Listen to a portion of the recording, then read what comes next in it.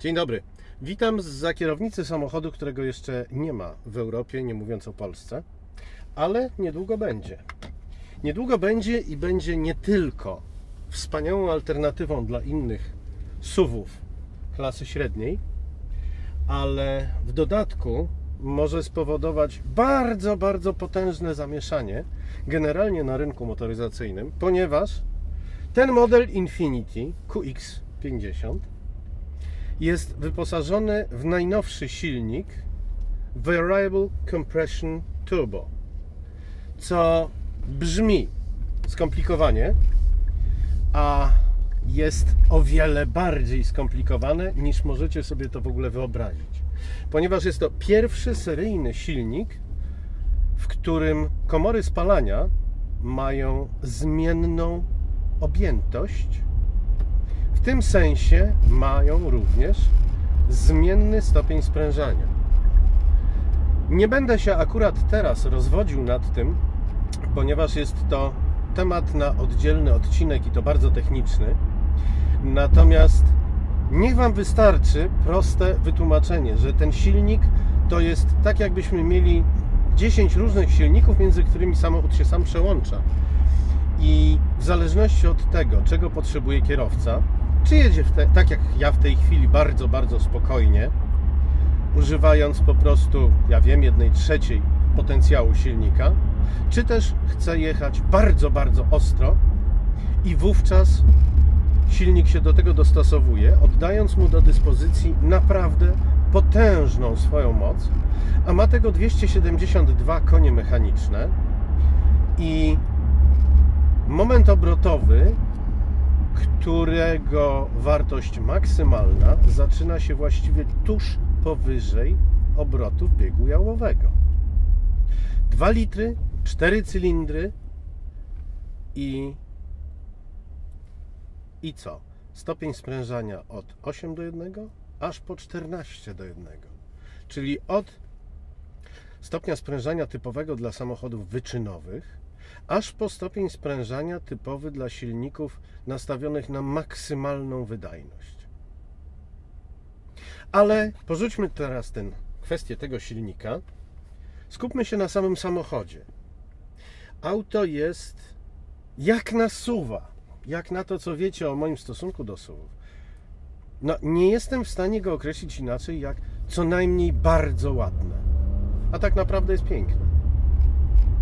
Natomiast to, co ma w środku, jak to jest wykończone, jak to wygląda, tego się już nie da opisać jednym zdaniem. Ja przyznam się, że tak zrobionego samochodu to spodziewałem się może po Lexusie. Ale żeby ktokolwiek inny. No więc najwyraźniej Japończycy mają zamiar kompletnie stłamsić ego panów z Niemiec, ponieważ to, jak ten samochód jest zrobiony, to jest po prostu wzorcowe, to jest piękne. Na to się nie tylko chce cały czas patrzeć, tego się nie da nie wąchać cały czas. To jest po prostu piękne, jest wysmakowane, jest delikatne. Każdy szef jest taki, jak być powinien. Każdy fragment materiału wykończeniowego jest dokładnie taki, jak powinien być. A w dodatku to auto ma zaskakująco intuicyjny system obsługi pokładowej. Bardzo piękne. Patrzę, powinno się włączyć. Nie działa. What about our head-up display? It won't work. There is one. Pytam panią z Infiniti USA, która pomogła mi dorwać się do tego samochodu w trakcie salonu samochodowego. So Beverly, you know nothing about this head-up display. I've seen it in cars before. But yeah, no. I don't know. Yes, I did. I made it. It's on now. Okay, więc head-up display sam się włączył. Trochę to trwało, po prostu pewnie musiał się powoli sprawdzić. W każdym razie auto jest wyposażone właściwie we wszystko, co można sobie wymyślić w najnowszych samochodach.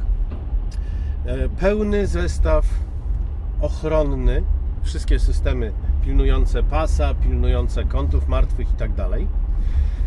Mamy tutaj znakomite fotele, które nie nadają się do jazdy sportowej, a szkoda, bo auto się do tego nadaje jak mało które.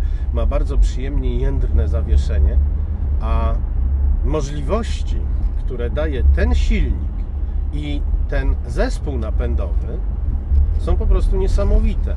Infiniti twierdzi, że ten silnik to jest tak, jakby miał 6 cylindrów, jakby był V6 o sporej pojemności co najmniej 3,5 litra, ale o ekonomice typowej dla silników około 1,5 litra czterocylindrowych. Trudno mi z tym polemizować, ponieważ średnie spalanie jest podane niestety w milach na galon. W tej chwili jest to 22 niespełna. Jak wysiądę z samochodu, to spróbuję to przeliczyć. Z całą pewnością nie jest to jakiś rewelacyjny wynik, no ale przecież jedziemy po Manhattanie, gdzie no właściwie trudno powiedzieć, że się jedzie. Samochód jest w każdym razie niezwykle żwawy, mimo że skrzynia to jest CVT bezstopniowe, to jest seryjne połączenie z tym silnikiem, to nie ma najmniejszego wrażenia, że samochodowi czegoś brakuje, że próbuje wyć zamiast jechać. Nie, broń Boże. Tutaj ta skrzynia CVT po prostu dopełnia możliwości silnika, dostosowując się natychmiast do tego, czego kierowca wymaga od jednostki. Naprawdę jestem niezwykle pozytywnie zaskoczony tym samochodem i no podejrzewam, że on zrobi potężną furorę nie tylko w Stanach Zjednoczonych, bo jednak no 2 litry to są o wiele niższe podatki, o wiele niższe ubezpieczenia, a jednocześnie, mimo że nie jest to silnik rozkręcony do jakichś absurdalnych 350-400 koni mechanicznych, jak to się ostatnio robi w Europie, to ma taką siłę, jakby rzeczywiście taki był. Tyle, że ta siła występuje od samego dołu, od najniższych obrotów. No dobrze, ma jedną wadę. To wszystko razem, w sensie silnika, nie brzmi jakoś rewelacyjnie. Ale za to nie jest to silnik, którego słuchamy przez głośniki. Nie jest to jakieś oszustwo silnikowe. To jest silnik, który po prostu tak brzmi, natomiast jeździ fascynująco dobrze. Nie mogę się doczekać chwili, kiedy będę mógł bezpośrednio zestawić ze sobą samochody Mazdy z silnikiem Skyactiv X i właśnie Infiniti Variable Compression Turbo, bo będą miały dosyć zbliżone parametry przy kompletnie innych zasadach pracy. Ciekawe.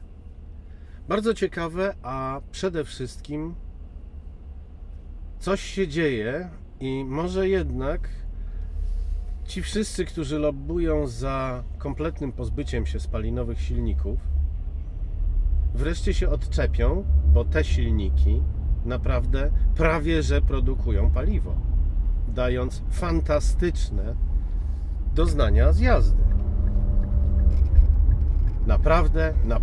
Naprawdę. Wiem, że macie dosyć mówienia przeze mnie naprawdę, ale taka jest prawda. To jest kapitalny silnik, kapitalny samochód. Matko, jak to przyspiesza. Coś wspaniałego. Piękna sprawa.